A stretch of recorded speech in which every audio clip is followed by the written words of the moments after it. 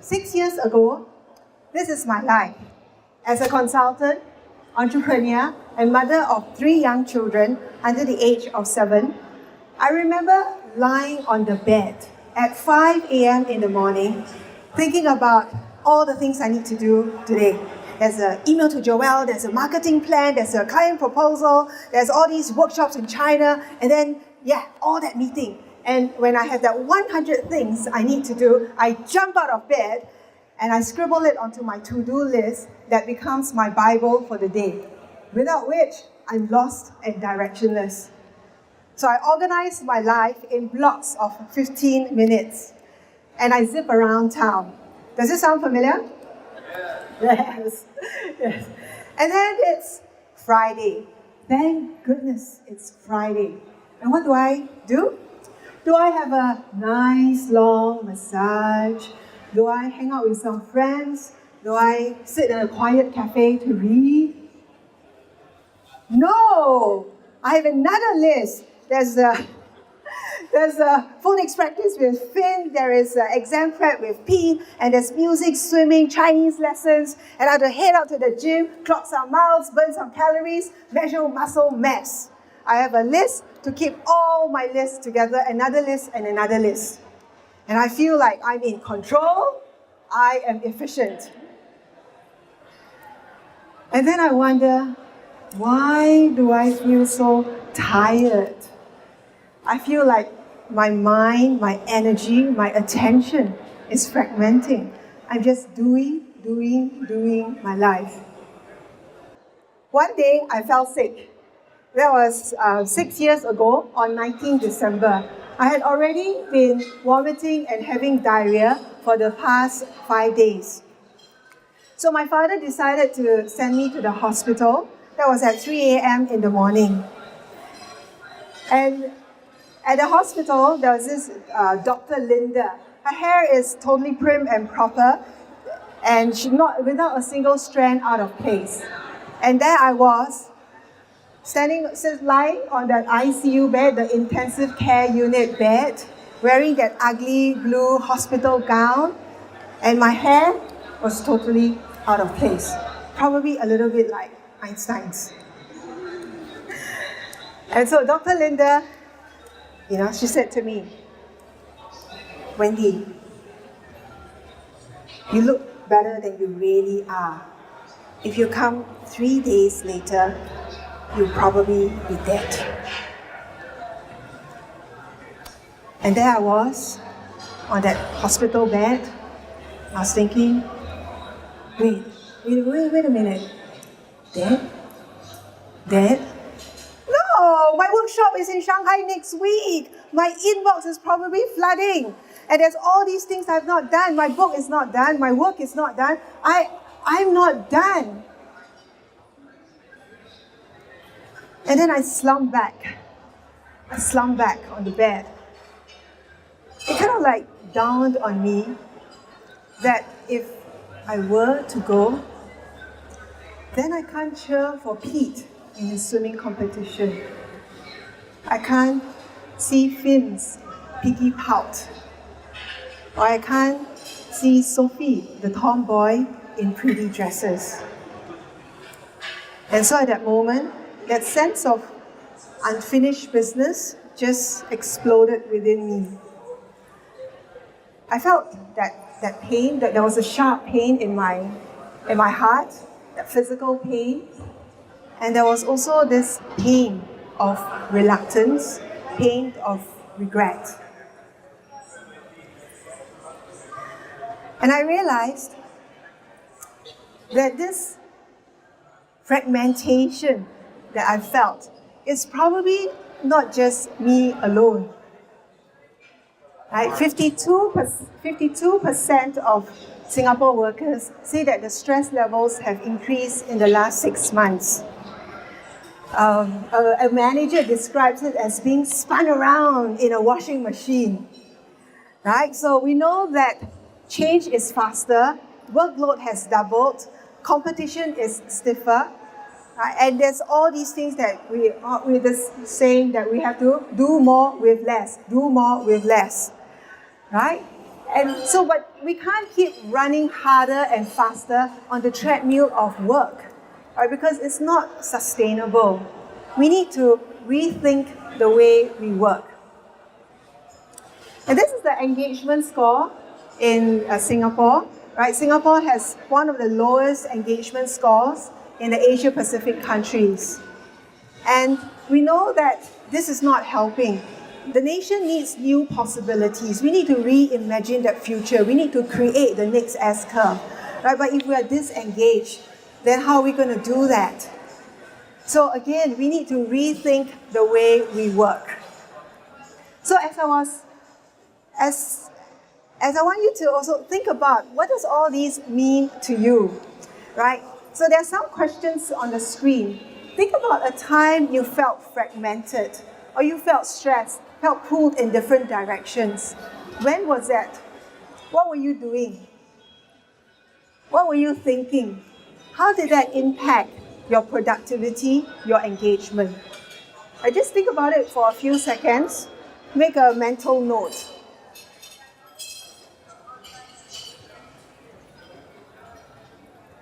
So as I was recovering, thankfully I was discharged from the hospital on New Year's Eve. So my kids were very happy to see me home. They were even happier that I didn't have the energy to nag at them to do their work. Yeah, and so as I was recovering, I was thinking, I can't go back to that endless to-do list. I need to find a different way as well, right? So what am I going to do? The question I had in my mind is, what is the alternative to this fragmentation that I experienced? So I learned I couldn't run in the gym anymore. I had to only take 2 steps and take a breath because I just have no energy, no breath. So I turned to Tai Chi, and through the practice of Tai Chi, I realized that perhaps the alternative to this fragmentation, this being in pieces, is just being a whole, being complete, being in one piece. Right? So I went to find out, what is wholeness? I interviewed many leaders and professionals on what keeps them whole, despite the challenges that they face. And I also looked into the Eastern and Western ideas around wholeness. So, like in the Western perspective, right, the first topic in science is classification. I know that because I work with my kids in their school subjects. And so, classification is to take the whole world, to take nature and break it up into parts and study the parts. That's the Western perspective. Break the whole into parts and study the parts. Whereas the Eastern perspective is about the whole, looking at the whole system. So I put all these ideas together and I define wholeness as a sense of balance and completeness within ourselves and the world around us. It's not just about the I, the individual, it's also about the world around us, the community that we live in. Right? And so a whole person has this integral picture of who he is and who he is in relation with his community. Right? And a whole person is also somebody who is able to embrace opposites in his thinking. And a whole person is clear, focused, and present in the moment. So wholeness is a different way of being, thinking, and acting in today's disruptive times. So I want you to just connect to a moment what this idea of wholeness means to you. This is a word cloud, right? So I want you to pick a word. Okay, wait, before you pick a word, I want you to pick a partner. Could be somebody sitting next to you, somebody standing next to you, right? Just acknowledge who will be your partner first. And don't wait to be chosen. Right, go and pick somebody. Okay, can everybody do that? Say hello, find a partner. Okay, so with your partner, here's what I want you to do. I want to invite you to look at all of these words in this word cloud. Pick a word that represents wholeness to you. When did you experience that? What were you doing? How did you feel? What was on your mind? Okay, so 1 minute conversation with your partner.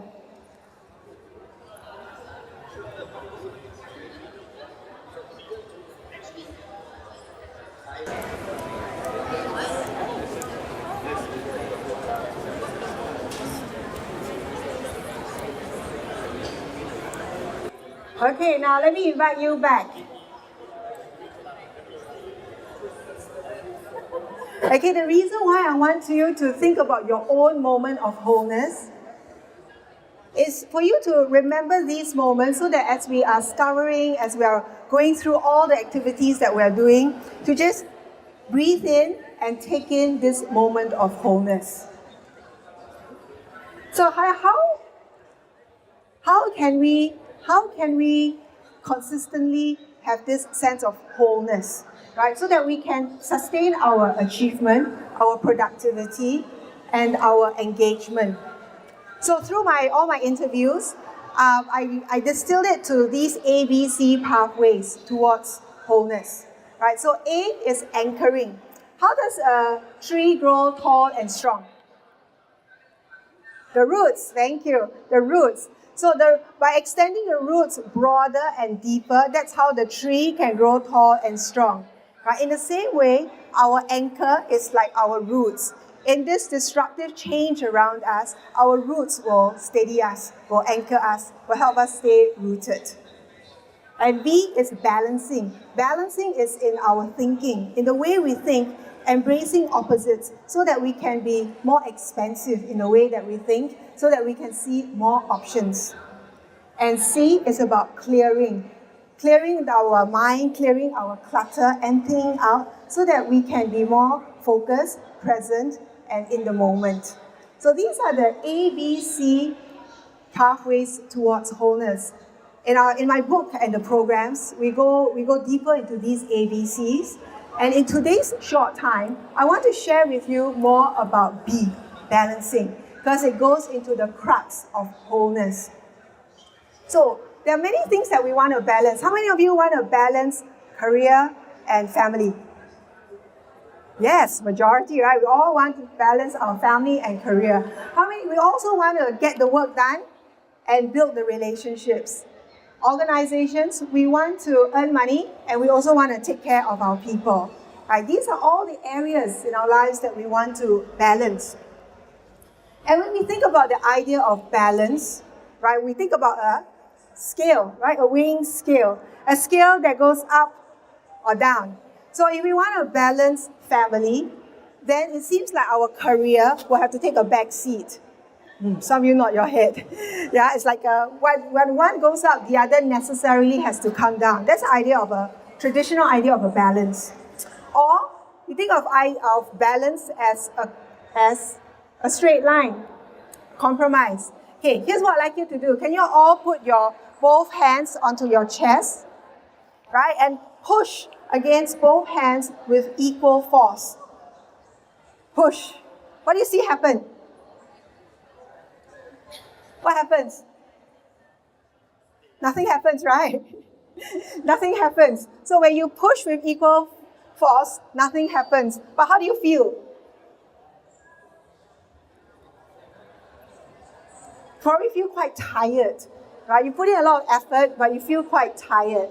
So that's the idea of a balance as a straight line, as a compromise, is not helpful as well because it's just a bit of both. Who wants a bit of family and a bit of career? No, we want 100 of family and 100 of career. So I want to talk about a different idea of balance. Okay, a different idea of balance. So when you push your hands with equal force, you see that nothing happens. But when you let one side win, you go over to the other side and then you move again to the other side. And when this happens, you see that the energy flows across both sides. So what I learned in Tai Chi is that when I put my weight on my feet, nothing happens. I have to move around, all right? Take my weight off, put it on the other leg, then the energy will move. So in the same way, It's like family. If you want to balance family and career, now I am totally with you, 100%. Very focused, very present. In a few hours' time, I will be totally with my family, right? Just being with them. And when I have to travel for work, I will write some notes to them and I tell them to open the love letters from mommy when I'm up on the plane. That's my way of being with them. Right? And then when I hit the plane, I whip out my laptop and I work furiously. That's when I'm 100% at work. So at any one time, balancing is 100, 100 over time. Over time. So when that happens, when we do that, something else more expensive is created. That's our whole life, right? The third thing is created, our whole life. Now, here's another idea of it. Do we all breathe in? When we breathe in, we bring oxygen into our body, right? That gives us the energy. And then when we breathe out, we have to expel the carbon dioxide. Can you breathe in and out at the same time? No, right? We can't. We can't breathe in and out at the same time. We can only do one thing at one time.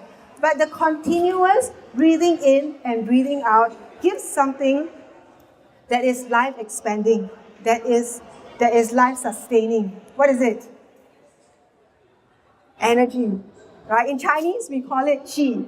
Right? The breathing in and breathing out is so critical to give us this energy. So similarly, in the same way, what has all these ideas got to do with how we deal with today's disruptive times? Oftentimes, we're like this picture, right? We're busy doing, right? Running from one meeting to another meeting, always on the go. And as a mother, I have many things I want to do with my children. So music practice with Sophie is a classic because I have to do it. We have to do music practices every day, right? And also because I'm a perfectionist.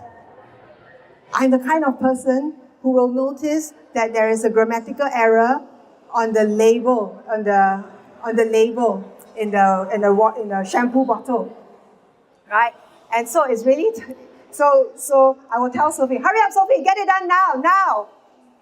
You only have this much time. After that, you have swimming to go. Hurry up, mommy's busy. And you can just tell how it's going to turn out.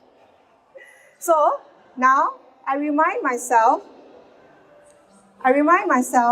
that practicing music with Sophie is not a thing to do, right? It's just about being with Sophie, being with her. So I put my phone down and I play the song. And of course she comes by and says, oh, mommy, you play terribly. Let me show you. Yeah, so she plays a few times. And then we both sit down together, enjoying the music. It's so much more pleasant. It's just being with her, being in that moment, being present. You all like the song? Yeah? Yeah, that's Sophie's secret stars. And so being and doing together gives us the living, right? It's coming together is our whole life, right? And this being means to be present in that moment, to be empty in our mind, be connecting to somebody else, right? And using our heart instead of just busy doing. So these are all the other loops. Okay, it's a bit small. Can you see? All right, so these are all the other loops. So one of the loops that you want to think about is productivity. If you want to be productive, you want to think about what needs to be done, and then take action quickly, and then think about it again. Right? That's productivity. You want to be engaged. You want to engage both the heart as well as the mind. Right? Then we can be fully engaged. And similarly, we want achievement. We want to look at both strategy, what needs to be done, and then we will execute that strategy. So that continuous process of strategy and execution gives us our achievements. Okay, so here's what I want to invite you to do. All of you have a strip in front of you, yes? Yeah, this is can can you? Okay. So the strip is coming around. Here, so as you're waiting for the strip, here's what I'd like you to do. Look at this list of loops. All right, then identify one that resonates with you. Identify one that will help you to be more productive, to be more engaged, to help you achieve what you want in the long haul. Okay, so just find one. And then, what I'd like you to do is to use a pen, write down your name. Right, not write down your name. Write down the pair. So this might be work, and then the other side might be family. Okay, so identify one pair, write down, what is it? Write down each word on one side. So this could be work, and then the other side could be family.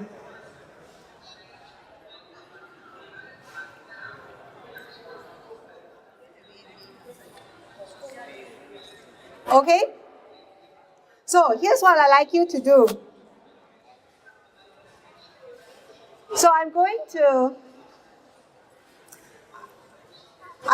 stand with my back against you. Please don't mind that. It's just easier for this exercise.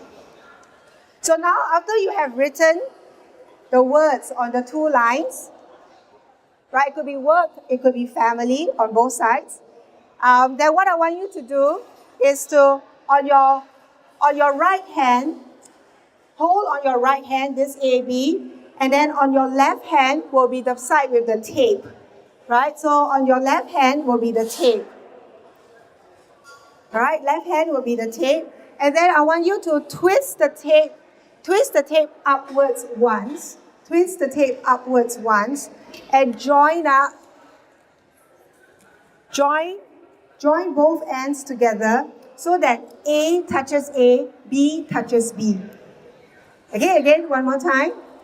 So putting it up, your right hand is holding on to the tape. Twist it upwards once, and then join both A and B's together. So you'll get a loop with a twist in it. Right? Yes, you're right. So you get a loop with a twist in it. And then now remove the tape.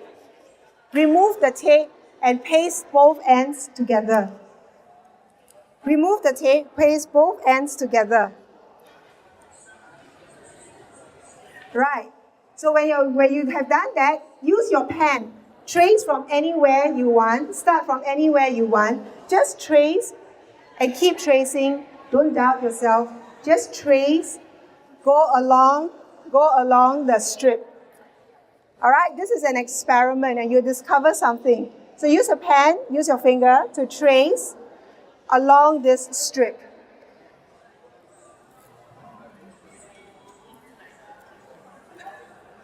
But you have to write it. Thank you. Thank you so for much. being so attentive. Thank you for sharing. All right, what do you notice? It comes and goes. It repeats itself over and over and over again. Right. Thank you. It continues and continues. It repeats itself. It's an infinity loop. Right? And as you go through this infinity loop, do you get onto both sides? Both sides? Well, you get on both sides one after the other, but you never get to both sides once at the same time. Thank you. You get to both sides over time, right? But not both at the same time. But over time, you get onto both sides. What that means is that we have to keep moving, keep flowing, so that we can then balance everything. So if you look at it, what is the wholeness that you get from this pair? Right? So this is a question for you to think about. What's the wholeness you get from this pair? What is it that you might need to shift in order to have that wholeness? What is the weaker loop of the two? What do you need to do differently? All right, so these are questions for you to think about. So what if you balance these opposites better? Right, you probably will sustain your energy, you'll be more productive, you'll be more focused, right, and you can do your meaningful work. Right? In the same way, what if your organization balances opposites better? And when that happens, then we can manage tension better, we can find better solutions, and then we can get to our results with more ease. Okay, so in summary, as we balance ourselves, as we balance our thinking, then we want to again get guidance from our anchor, the A. And then we also want to clear our mind so that we can be focused and know when we need to shift over to the other loop. So right now, 6 years on, I wake up at 5 a.m. in the morning. Instead of doing my to-do list, I'll go for a jog, I'll do Tai Chi for an hour. That's my time to reconnect back to my anchor, the time to be alone, the solitude. And after breakfast, I leap into action with more clarity, more focus, probably more speed as well, so I'm more productive. So in the last few years, I've published a book. I've also done ran a full marathon. I've done more community service work, and I've deepened my practice. And I keep pushing myself to do what I'm not comfortable with, because I know that time could be limited. So at the end of it, if I have 40 years left, by the time I'm in ICU, if I'm ever in ICU again, I hope that I'll be complete and whole. So I want to wish you your own life of wholeness, of course, without the ICU experience. Right? And wholeness is just about these ABCs: anchoring, balancing, and clearing. Thank you.